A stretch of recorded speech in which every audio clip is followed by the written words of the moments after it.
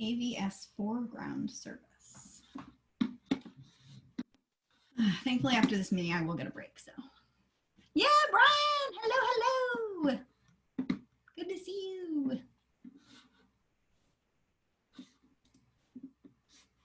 You're muted, Brian. Can't hear you. But that's okay. I'm back now. That's all right. We're going to take a few minutes to settle in anyway. I've already applied for the PPP this morning. So good. I'm glad to hear that because I was hoping to have people here who can, share their thoughts and what the process was. What I think we'll do is we're going to find somebody on the call who has not yet applied. And if they're up for it, we're going to have them apply with sharing their screen and talk them through it. So I heard from my bank this morning. Yeah. That the process was once you fill it out, they'll get back to me if any, extra documentation is needed. And then we get to pick the date of closing, which I like because, because I know the rules was you had to use the money once you got it for 8 weeks. Yeah. So if I get to pick my day of closing, that means I can push it out because I don't want to get the money now because I'm still closed. And I don't want to pay people while I'm closed. Okay, interesting. So are they saying then that that the 8-week period anytime so long as it's over before December 31st? Hold on, let me pull up that email. That's an interesting. So let's see what it said. I sent her the stuff. Okay, hold on. Here it goes. Here's the step-by-step guide to apply. This is from my bank. This is the one I've been doing all my SBA stuff with. Step 1, submit your application to this. You'll get a review. Please submit payroll documentation to support everything. Okay, they have everything. Step 2 is we'll immediately confirm receipt of your PPP and provide a proposal letter for application that are eligible based on the application. We'll request additional payroll documentation. Verify your business operations on February 15th, all that type of regular stuff. You accept and sign the proposal letter, you return it, and then they'll confirm your loan amount and your desired closing date. You pick the closing date before 6/30/2020, and we'll disburse your PPP loan. Interesting. PPP loan is a 2-year term bearing interest at 1% now. I heard that changed from 0.5 to 1%. Oh, bummer. Yeah, I heard that. And it also includes a 6 months deferral, so no payments for 6 months after closing. So it is, so I like that pick my closing date. That's nice. But I don't know if that means, do I get my money whenever I pick it anytime before 6/30? Because I would like to push it out to like May, because I think, I would prefer to pay my people when we're actually open. They're all as long as you're secured the money. Yeah, I think this is what they're securing the money for me. Yeah, it's going to run out. Yeah, it is. What about the piece though around that you like you have to bring your employees back on, or you need to keep like a 25%? Yeah, well, that's fine. I mean, as long as I know the date, if I can pick a date out, like I don't want to do it now, right? Because well, the bringing people back on was by June 3rd, I thought. So I'm curious how that would interact with the picking the date. I hadn't heard that. That is really cool. That came from my bank, right? Okay, perfect. That came from my bank. I get to pick the closing date. So does that mean, is that the date I get my money, which is fine? Anytime. And that's when the 8 weeks would likely start. Right. That's fine with me too. Yeah, that's why you want to push it out. Right, because I'd rather be trying to open up and get things going. Like I know right now we're all still sheltered in place. It's probably going to get pushed out, I'm assuming, probably till May sometime again. God, that's scary.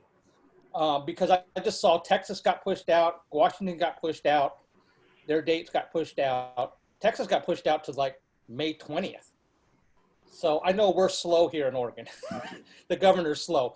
But, we haven't hit anywhere near the peak. It's coming. I know. So that means why would we want to, you know, nobody's going to be doing anything anyways until after all that happens. I'd rather wait. Hey, So, Jordan, I'm so glad you're here. Did you make it through your application process? Hi, Tiger Chamber members. Oh, sorry, my Hope thing you is, all are hanging in sorry, there and ignore doing that. well. I'm reaching out right now because I'm curious. Have Sorry. applied You for- really like to listen to yourself talk. I get it. It's good. I'm closing the whole screen at this point. Done. We're starting over at 105. I was trying to get on our member page so I could say, you know, remind people, come on into this call real quick and chat with your peers. Because it sounds like Brian has gotten his going. Jordan, unmute your mic so we can hear from you and hear how it's going. So let me try that again. I don't have to see myself live again. And Eric, thank you again so much. Absolutely. I hope I don't overwhelm you with too Oh, many. I'm already overwhelmed, but no is a hard thing to say when people need help. So it's yeah, it's who we are. So anyway, it's yeah. This is good though because you get multiple people that have had different experiences putting it together. So Jordan, I replied to your yours and Lisa, I believe, email. Did you get that? Awesome. No, I actually, I'm looking right now. Oh, perfect. Most of her assumptions look like they were good, but Cool. All right. and I got to close a few windows I got on my side. Way too much open. One second. Sorry, I am in back-to-back meetings, so I apologize. We'll see. I've got a few more people that said Linda Liebenstein wanted to be here and Chris Haydinger as well. So let's give them a few more minutes and I'm going to ping them and see. Jordan, he's frozen. I'm looking at the, Did you get your application in yet? I don't believe we have finished it. Okay. Because what I had wondered if we could do is if anybody was brave enough to screen share, we could all kind of walk through one together. I'm stuck because I can't apply. I don't have the. Well, you don't have to submit it at the end. Let's do that then. I want to fill out the application. That's all. Let's do it. All right. Let me get to the application. Let me post this first. I'm gonna take a breath. Yeah. I've unfortunately been through a few of these now. So you know, we're talking about the EDL, correct? Yes, we're gonna start with EDL. Hold on. Oh, that one's already done for me too. So Perfect. Yeah, we did the EDL also. Perfect. Yeah, that's the one that I wonder if there's still money left. Yeah. I submitted my original EDL 2 weeks ago, and then I did the other one just on Monday night. Okay. So here's what I'm gonna do then. Yeah, because I will fill the out. EDL, they had to do they had us do another version of it. We fill out the original one, the long version, and then they came up with another version of it. Right. They had like 2 different versions. They made you refill out and refill out. But Yeah. I got 2 confirmation numbers from them. So Oh, Well, and I interesting. had some clients filing multiple, you know, if they had multiple entities. Oh. So it sounds like, and they were for different things. One was real estate, one was construction, and one was property holding. And each of them were applying for different types of things. Now, the PPP program is limited. It tells you if you have common ownership in other entities, you have to list that. But I didn't see anything like that in the EDL. Oh, okay. So that money, I think, is going to go away even quicker. All right. Everybody see my screen? Yep. Does it look familiar? So the number, most people are going to fill out the, are going to check off the first box or maybe the second box. All right, let's go through this together. So this is the application here. This is a piece I want to point out too, because I know there's been concern about scams. So this is what we should expect to see from the true website for the SBA disaster loan assistance. Does that look about right to everybody? Yes. So I'm not sure Lisa filled it out, but I think that's all right. Interesting. So let's take a look, and we're going to go through this as though we're a business and just provide that process. I'm recording this call just so you guys know. And that way maybe we can slice it together and provide some support for others. So I'd love feedback from Great. all of you about your experience going through this. If you saw something you're like, that was confusing, just so you know, that's a time for this kind of stuff. Oh, I already have one coming up that I've chuckled on a bunch of times, but All right. So here's Eric. What do you think about, I'm going to go through this and start scrolling and you tell me what I should do. Let's. okay.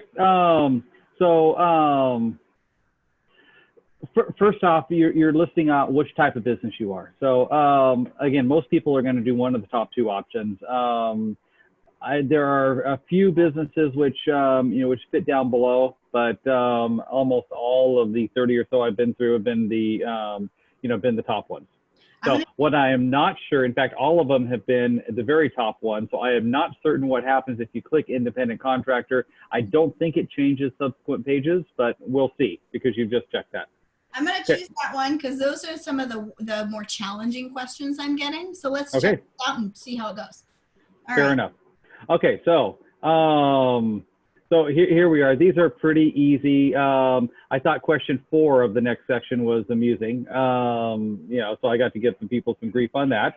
But other than that, you're checking off most of the boxes. All right. So we're not engaged in illegal activity. I have a question about that. So Cannabis. that's the question because this is federal. Out. Yep. No, it's not legal federally, so good luck. Yep. All right. So no principal of the applicant with a 50% or greater ownership in the interest. Oh man. So be up to date on your child support payments. Thank you. Don't be a deadbeat dad. Yeah. What's this next one here? So if you're not a farm. Okay. I did hear some questions about farm. So I'll say this, I was on the Train the Trainer call and they have this very interesting way of still being able to apply even if you're a farm. And here's what they said. Let's say you have an orchard, a blueberry orchard. I don't know if you call it an orchard, whatever, blueberry farm. And you're have a client who has one. There you go. A blueberry farm. There you go, right? And what you want to do is sell chocolate covered blueberries. What they've said is that you can purchase the blueberries from yourself, right? And use this money for that piece. But know that that is a complex question you should talk to your accountant about. That's my answer on that. All right, applicant does not, what's this next? And I'm sorry, just to clarify that would be the difference between manufacturing because, and growing. So, so if you're buying the fruit from your farm, it would be the manufacturing process of making chocolate covered blueberries. Oh, so glad you're here, Eric. Thank you. What about this next one? Well, you're not a stripper. Okay. Yeah. Now, that's interesting. Yes, I did not expect that question. So, the social justice person in me is very curious about that exclusion, but I'm going to move down. Applicant does not derive more than 1/3 of gross revenue from legal gambling activities. So we know that casinos are not. Oh, I also heard if you are a bar and you have gambling on site, that can be an issue here for you. So again, you're going to need to get with your accountant on that. Now that would have to be 1/3 of revenue. So to, based on here, you'd have to have a lot of the lottery machines and whatnot to hit 1/3 of your, you'd have to be like, what is that place, Dottie's or one of those where I think most of the income does come from those, and they have a few other products just so that people can come. But to have 1/3 of your revenue actually come from that, you'd have to have a lot of machines. All right, good to know. Lobbyists are not included, and of course cannot be state, local, or government. You can't be government. Perfect. Thank you for going through those with us. All right, we'll be now your legal name. Talk to us about this because this is a question I have. DBA legal name. So your legal name. So when I started the company in 2000, we were Northwest Business Support Services, and we changed. So when we incorporated or organized rather as an LLC, we became NWBSS LLC. In 2012, we adopted a new does business as, which is Drive Accounting. So our legal name is NWBS LLC. That's what the state has us registered. That's what's on our tax returns. we have a assumed business name, which is the DBA of Drive Accounting. And so the Drive Accounting for us would be under trade name. Business legal name would be NWBSS LLC. Right. That's what I put on for my, how I did it with my DBA. You put Drive Accounting down? No, I could. No, but I put. Hey, if I get another one, I'm all good. I'll split it with you. Too. Yeah. No, I put my DBA also in the trade name. So. Perfect. Perfect. Okay. Yeah. Because that I know has been confusing people. And then of course your EIN or your SSN. Mm-hmm. It's not giving any way. Organization type should be pretty straightforward, correct? It should be. So the funny thing is most of these are state organizations, but federally they don't see it. So you can be so I'm an LLC. They don't know from here whether I'm filing as a partnership with TED or whether we're an S corporation, and we're an S corporation. So it's, but you still put down your actual, that's how we're filing. You still put down your actual organizational type. Yeah. All right. These are interesting because I'd love to know more about what happens with these different boxes. For now, I'm just going to say we're not a nonprofit, and I'm going to say that we're not a franchise for right now. Correct. Right. I had to put I was a franchise. Interesting. Tell Even me more though about because I purchased into a franchise. I mean, I'm right. the only one here, and I'm not the headquarters, but I purchased into a franchise, so I had to. And I don't think that that's limiting you because it's still your own business. You've just purchased a business system or so, Right. you know, from your franchisor. I don't own all the franchises like the corporate type. That's why. Yeah. So they might be using that in case they're cross-referencing trade names. So if they see, I can't. I think they're also looking at number of employees. Okay. You know. Well, they're going to look at that. Was that on this one? I don't think that was on this I don't think form. it was, but they may look at it that way too. Yeah. All So, right. So the next one is gross revenues from the rolling 12 months from really February 19 to January of 2000. So you can't just look at last year's financials, and this is looking at revenue, so your top line, everything that's coming in, everything that you build your customers for. Okay. What if they have not filed their taxes? Doesn't matter. This is not based on tax return. This is based on what your accounting says. It could be the sum of your deposits. So if you have not brought stuff up to date, you just want to make certain that, let's see, we don't have sales tax here to worry about. You want to make certain that if you had any, if you put any money into your business that you weren't counting that or things like that as well. So, and it won't accept pennies either. So it is just a round number. Round number. All right. That's not where you're going. Yeah, I was like, there we go. There we go. I'm just throwing a number in there. Yep. Well, so your business is better than mine. Yeah. So cost of goods sold. This is an arbitrary one, depending on the type of business. So cost of goods sold really are the variable expenses that are related to your revenue. So if your revenue goes up, your cost of goods sold should go up in conjunction with it.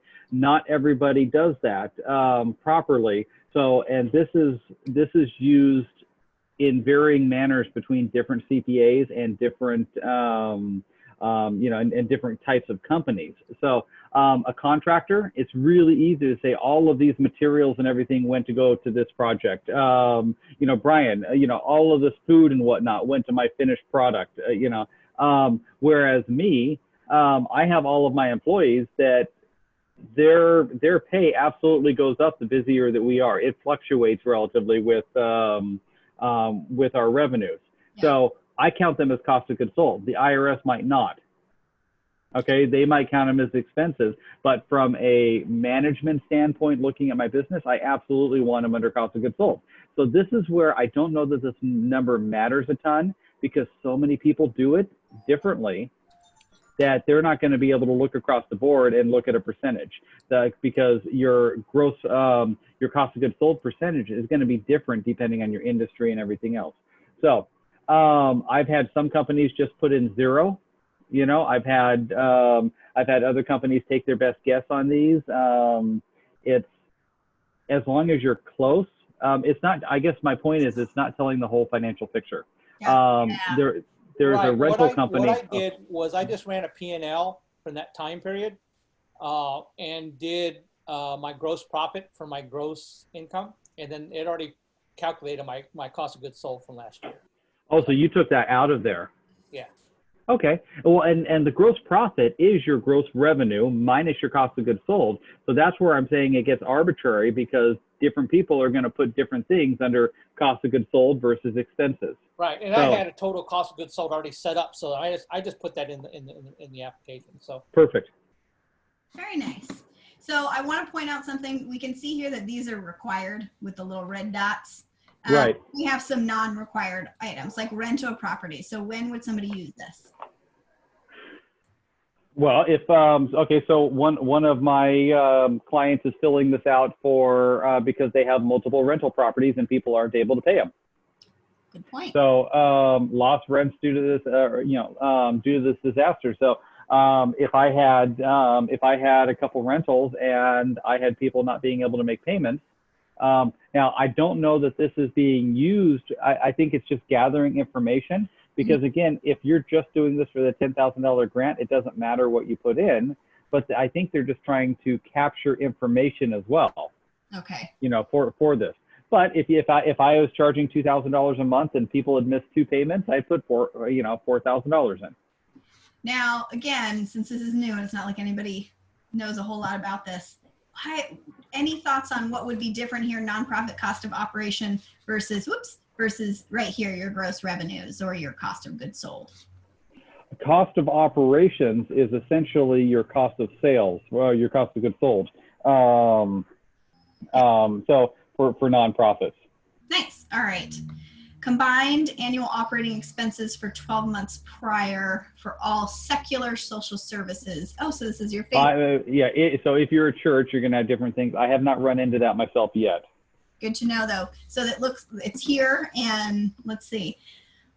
The same annual operating expenses. So I imagine it's the same idea as your nonprofit. It is, yes. Okay, perfect. And then, of course, they're looking for more information if you're a secular or social services faith-based. Compensation from other sources received as a result of the disaster. So this is where you'd be listing what? PPP? If you had maybe been part of any state programs or things like that. Right now, this is really the first thing that people are filing. Mm-hmm. So you can leave those blank. Now, I have a question. We have the Tigard Cares, which is, right. Grant fund. Is that something people would need to consider or want to consider here? Absolutely. Okay. Fill this out first. Yeah. Then you haven't received anything. But yes, those are the types of things that you would want to include there. Awesome. And then, of course, they'd like a brief description if you have other sources. Yep. That's an excellent tip. Fill this one out first. Love it. Of course, these I'm going to skip through. So you've got your primary business. Well, no, you're not. Otherwise, it won't let you continue on. You go. So have fun. All right. Primary business address. We'll say 1, 2, 3, 4, 5. Happy Street. And we are in Tigard since we're here. And we're, of course, in Oregon. County is Washington. You can leave it. Yeah. And not all of them have asterisks. So, yeah, you can. Yeah. These are random numbers. These are not required, so I am going to skip over them, but you've got your business phone and your business fax. Because I don't know about you, but I love giving the government all of my information. Yeah. Something to consider. Yep, less is more. Date business established. Have you run anybody being confused about this piece or where to find that? Well, no, most people remember roughly when they started. I went to my business registry. That was a great place. Where it's, I've had some people put the date that they started the business, even though they have changed entity types. And I don't know that that's entirely correct, but I don't know that it would affect anything. Now, I will say if the business established date is after February 15th of this year, you will not be eligible for this. Correct. That's what it matters. Yep. Okay, current ownership since. What an interesting question. Well, again, I started mine in 2000, and Ted came on in 2009. Well, and once Ted became a partner, so that was the current ownership changed at that point. Now, what if there was no change, though? Do you just put all the same dates? You'd put the same date, yes. Perfect. Business. Now, the next two are a drop down. Ooh, gotcha. Oh, look at that. All right, we're going to call ourselves business services and a more detailed business activity. And yeah, so each of these are going to be, like I found out that I was not under business services. I apparently am under finance. So you might have to play around a little bit with that because whatever you pick in the first one changes what's available in the second one. Yeah, look at that. Airlines. Oh, very interesting. That Daycare not allowed, or home base. Home base not allowed. But it's interesting that under transportation is daycare services because that's not where Oh, really? I would not have ever thought that. It could just be if they put it in a funny spot. So I guess what a key piece here is look around and do your best, right? Correct. I'm just throwing that one in there. And then of course, number of employees, let's say. It did have number of employees. Good deal. Look at that. I better put 499. Yeah, okay, 50, good deal. Yeah, I'm like, yeah, we'll go there. But and primarily because you're not eligible otherwise. That's right. Because I chose that I am a sole proprietor on this one versus the other one. So. And most of the other information on here is literally just information about the owners. Okay. Oh. So they are going to ask you after this. They're going to ask you bank information. Okay. Because in theory, 3 days depositing into your account. I don't know about you. I didn't get mine yet. I know Jordan didn't get his yet. I didn't get and Brian, mine. I'm assuming. Yeah. It's and the thing is things are going to be delayed. There's the SBA system is not able to coin one of Ted's words, to do everything that the bill told them that they would do. That you're going to do this, and it's like, okay, now let's figure out how to do it. And so it's all this other stuff that they're figuring out. Can you talk to me about this business owned by a business entity? Yes. So let's say that, let's see. So let's say that I bought part of Brian's business, but Eric didn't buy it. NWBSS bought it. So now Brian's business would be owned partially by Brian or maybe his other entity, and partially by Drive Accounting. So if your entity structure is that way to where you're owned by a company rather than a person, if it goes through, then that would matter. So I have a client that does a ton of promotional products, and they have 3 owners, but they don't actually own it. Their S corporations own this LLC. Mm-hmm. So you have the LLC, then you have 3 owners, and then you have each, the 3 companies that own it, and then each person owns their company. And they did that so that they could have some different deductibility and payrolls and whatnot. Excellent. So 99% of the businesses are going to be saying no. I'm going to say no. You'll know if it's a yes, I guess is my point. Woo. Oh, is it going to? Okay. Title office. Oh, sorry, Debbie. I'm the CEO now. I'm just kidding. Owner percentage. Where could somebody find this? Let's say if they didn't know it and they're definitely owned by more than one person. Is there a spot for that? If there is the ownership percent, usually people are going to have a pretty good idea of that. I know that, it's either 100% or I know Ted and I are 50-50. You get some that are, 30, 30, 40 types of things, but you're going to know your percentage of ownership. And yeah, so this is where it starts putting in your own information. I also, nice try there. Here we go. We'll be real young. Place of birth. What an interesting question. I wonder why they want this. Well, I suppose it's U.S. citizenship. It could be. I'm going to put USA versus like my city. And I'll say, yes, I am a U.S. citizen. And then we'll do our... Happy and fun. I love it. I can't get away from it. We'll put that there. Oh, look at that. Add additional owner. Yeah, so you say no, because it's just going to pull up another one of these exact same things. Perfect. And you've already filled one out. Perfect. So we'll just skip over that. Okay. All right. In the past year, has the business or a listed owner been convicted of a crime? So we're back to that piece. I'm going to say no on that. Is the applicant or a listed owner currently suspended or debarred from contracting with the federal government or receiving federal grants or loans? How would you know that? Hopefully you'd know. You did something bad. Right? Yeah, you would know. Perfect. And then are you presently subject to an indictment, criminal? Okay, so this is. All three of these, you know if you're on the list. Yep, got it. Pretty straightforward. Reminds me of a background check. Yep. All right. And again, this is like the last piece is here. This is where you're filling out bank information. And okay, so let's say that you had Drive Accounting fill this out for you. Mm-hmm. We would put this information under the blue section with our information. Nice. Now, I've on every single one that I've helped, I've remoted in like this. Oh, Eric, you went. I lost my headset. You still hear me? Nope. One moment here. Let me close my door. My headset just died. All right, we'll hang out.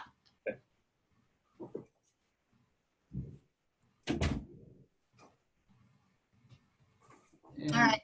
And what you were sharing with us is that with your clients, you're remoting in and helping them complete it so they're not. Yeah, so I haven't had my information in any of that. I just said that they've done it.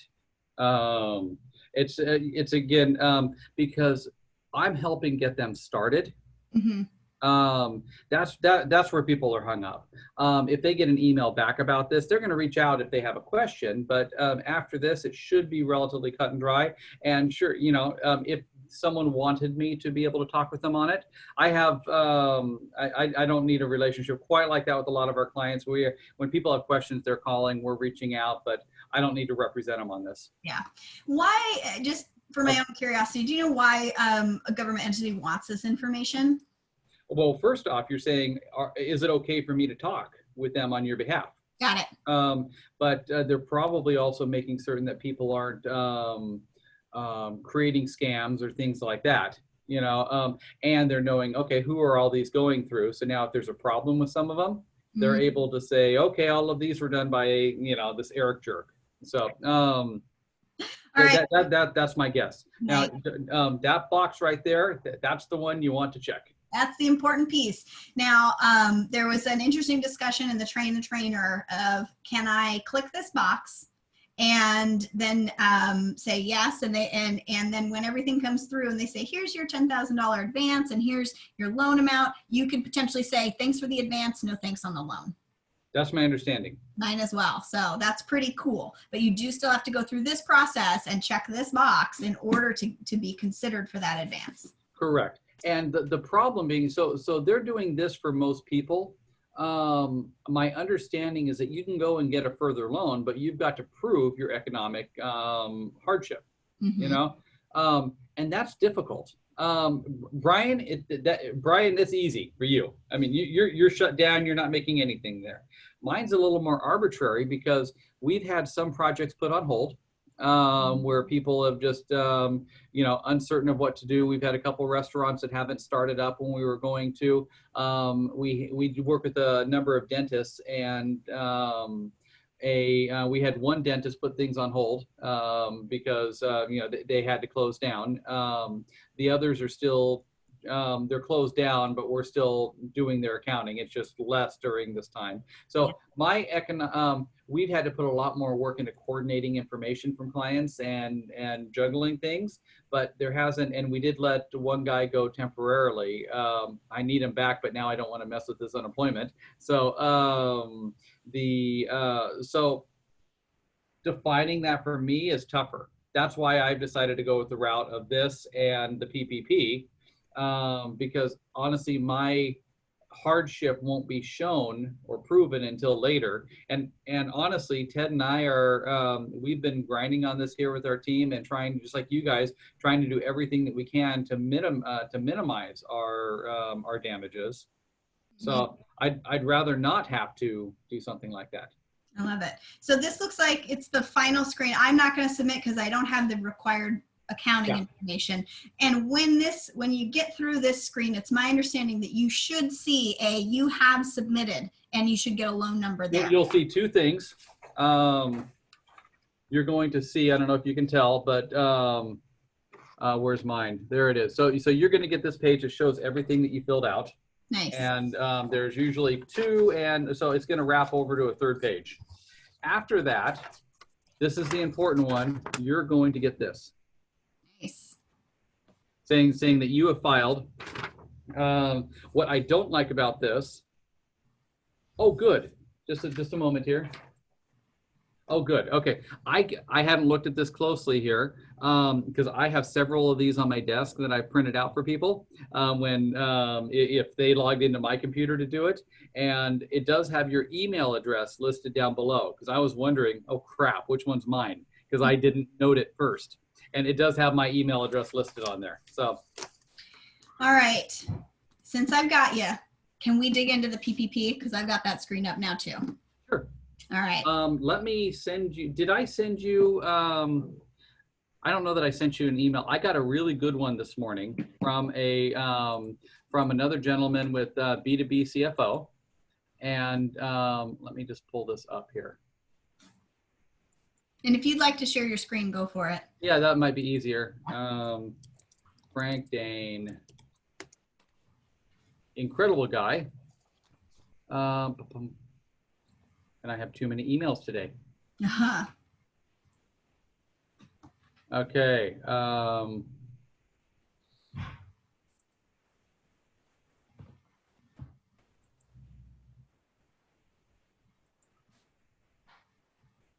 Oh, man, I have to hit share. Yay. And it didn't work.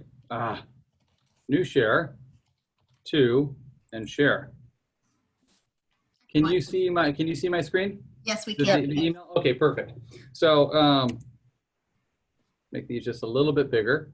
So Frank was on a internal webinar with his B2B people, and one of their partners is a SBA expert.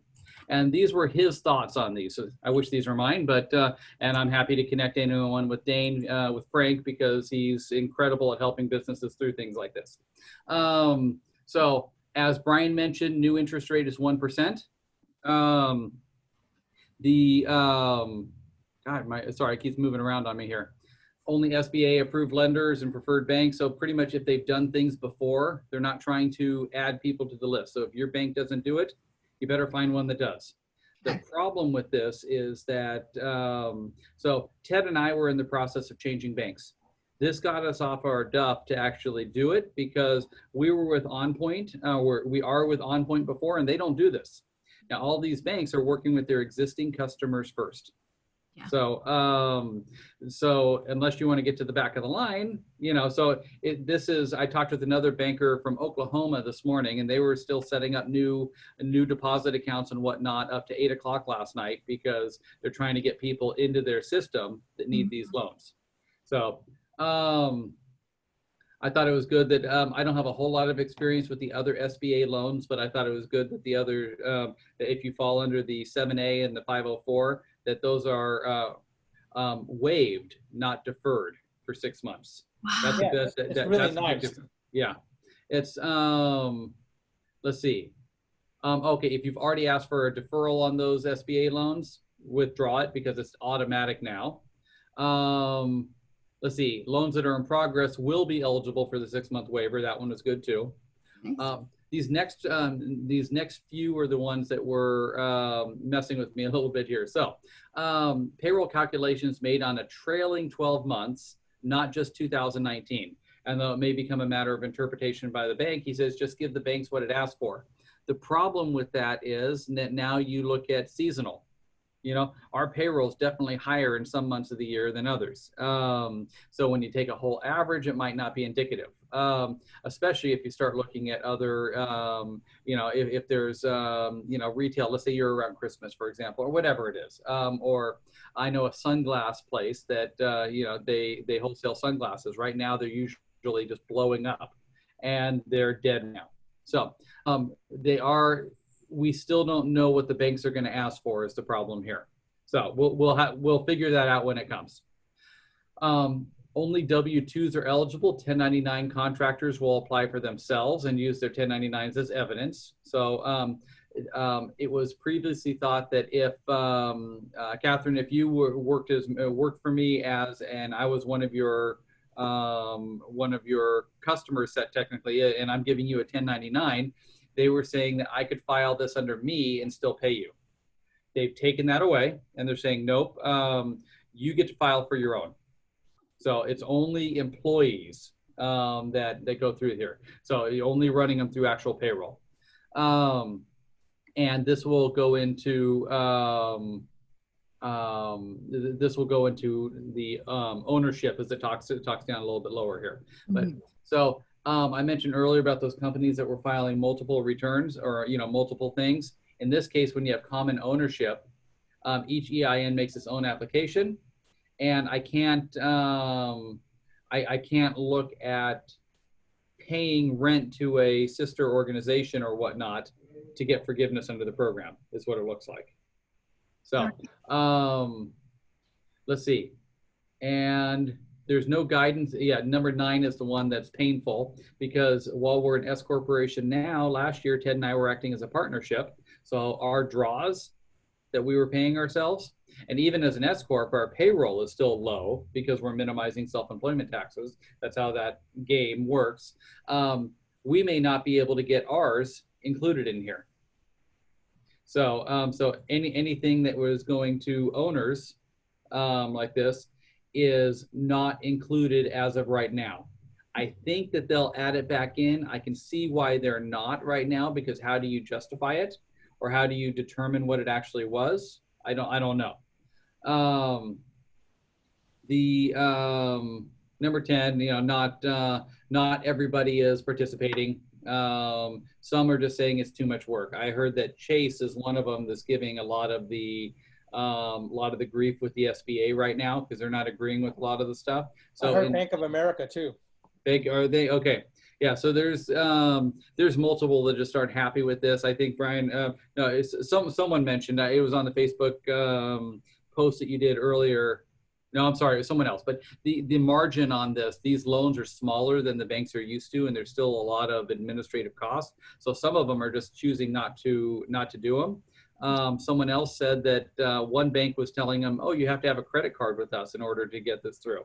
And so it's going to be interesting who you're going to see the personality of the banks that you work with, so you can figure out if this is someone you want to keep a relationship with when this is all over and done with. Let's see. Everything else is pretty much. I love 17 though.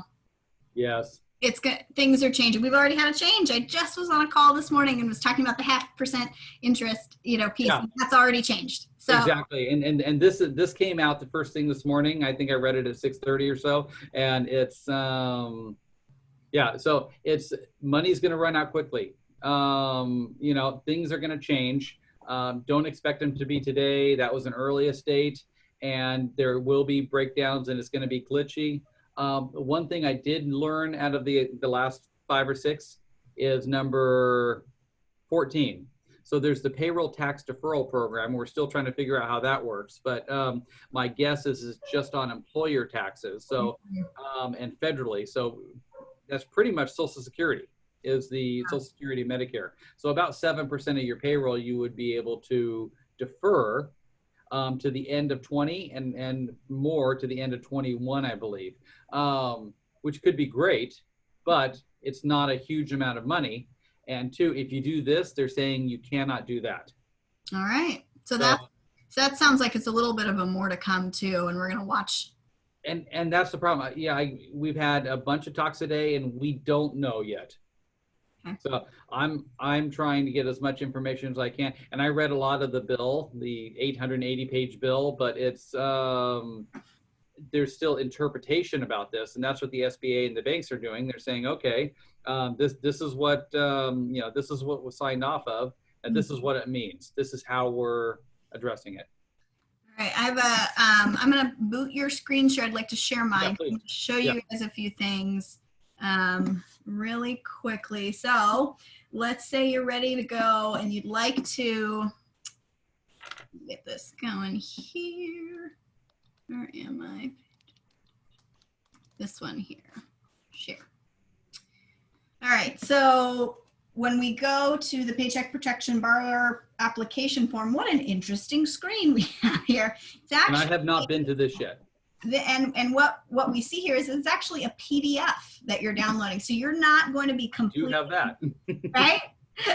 You're not going to be completing like we did in the last process, this you know, I fill it all in and it's sent off.